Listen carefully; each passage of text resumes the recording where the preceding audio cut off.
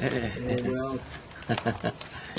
So you're filming the end of an era, huh? I guess the last time these catalogs were. The last ones we did in film catalog and video was 1992. We stopped buying films in 92. Videos we continuously buy up till today. The only problem is we have so many, and it's now in the computer. We'd have to put one of these out every 4 hours, and it's not feasible. Now the majority of titles in the film catalog are still valid. A few of them are missing, but most of them are still working. It changes down through the ages. Yeah, it's really, but still, this is like, this is such a almost a pure Yeah, sure. format. Yeah, we just don't know. We don't know what to do with it. I think we had a couple of directors ago, and somebody said, well, what do you want to do with it? He said, I don't know. He said, do you sell it? Do you give it away? I mean, it's difficult. You can't give it to people. Who would you give it to?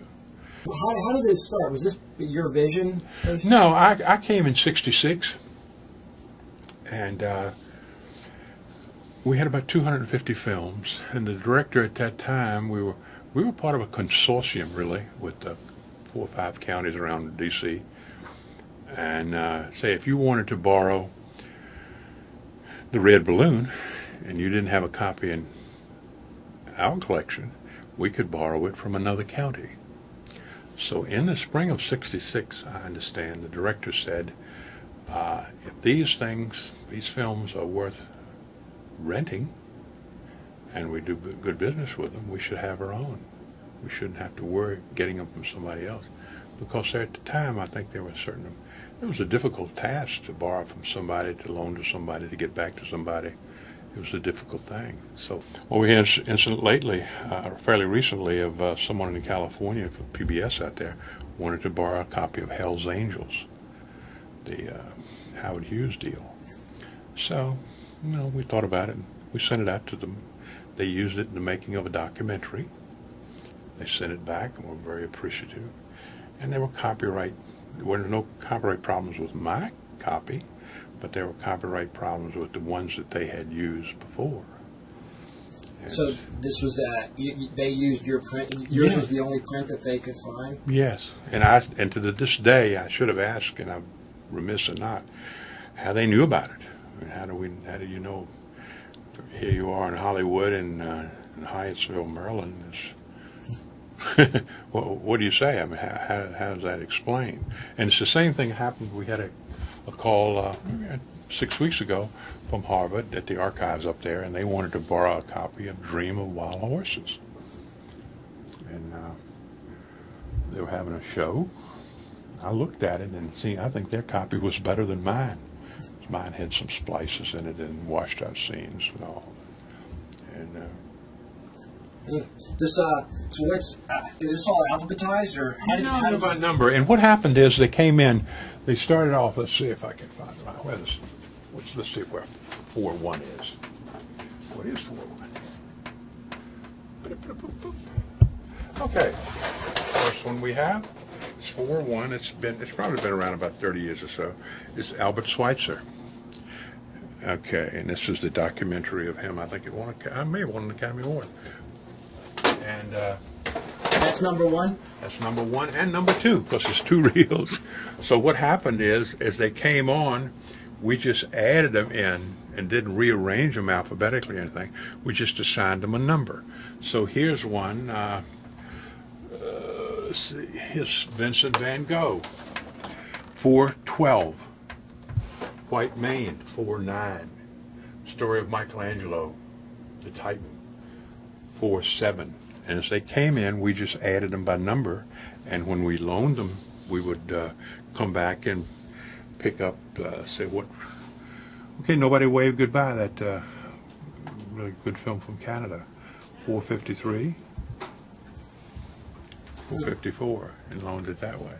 And so, did you acquire based on your own personal taste, or was it? I think so, and I responded to, for example, in the late '60s with the anti-war movement, and also with the passing of Dr. King, I purchased a lot of movies that sort of satisfied a need, because people came in and wanted to know about those things.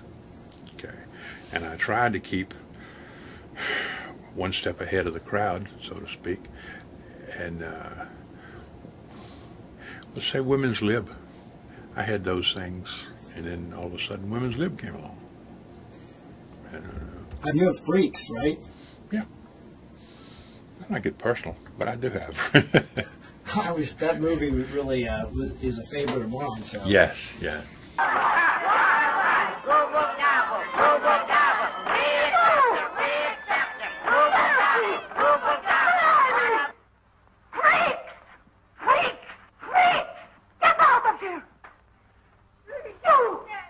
We have a lot of those, and we have some of the old things. You know, the Nosferatu and Vampira and things. And we've got a lot of things from the teens, too. Things like Judith of Bethulia, Birth of a Nation, Broken Blossoms. So in the other room, you had, I guess, a lot of the shorts? Yes, all of the 400. Good stuff in here, stuff I remember. Saying so much, you couldn't keep it in one room. You have to spread it out. Yeah. We used to have it in this room here, and this was just the whole room, just squished, and so they decided to move it down on the other end. That machine over there is where you would screen them? No, that's where we cleaned them. I cleaned them, I meant. Yeah. Right there. Yeah, I used to have 3 of those. Did you really? You had 3? Yeah. Would you ever lose any? Occasionally. You know, very seldom, though, do we lose them. Yeah, this is these are the 1200, which is the smaller reels and not as long. For example, I see True Heart Susie, Shoulder Arms, War Comes to America, all of those things from World War II and things like that. And then I see one here, another classic.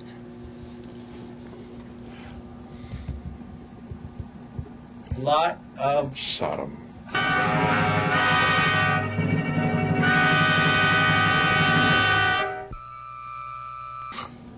See, anybody that ever watches this, it's going to be a test. What is Lot of Sodom? That's an old experimental film from 85 years ago. Yeah. And a lot of Sodom. Yeah, a lot of other things up here too. I think so. I guess were the features more popular, you think, than the documentaries, or really? I think yes, definitely. Yeah, definitely. The features were more popular, and then we picked up things like here is the Hidden Fortress, End of St. Petersburg, Rain, Long Day's Journey into Night. Do you know of any other library systems that have this extensive a collection still? No, I don't. At one time back in the 50s, back in the 60s and 70s, we had, when we got fairly big, there was New York Public, Dearborn, Michigan had a wonderful collection. Kansas City, Dallas, Los Angeles, Boston, all had major big collections like these here. And I think finally, I don't know, I heard about a major city last year. I was at a conference, and one of the things that came up, it seems a major city decided to get rid of some of their videos.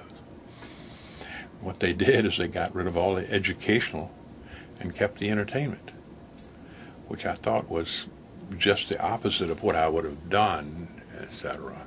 Went on Frank Lloyd Wright and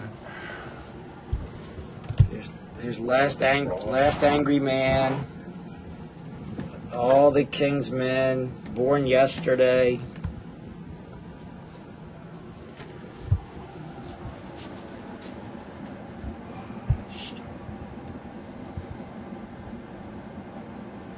It's the house at Kentville. well, a lot of help. But the directors have always been extremely proud of this part of the library, and they've always felt it was special and a treasure.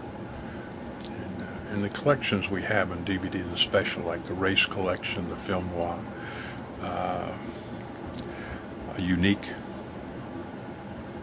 They call them unique collections, and it's just a lot of good stuff.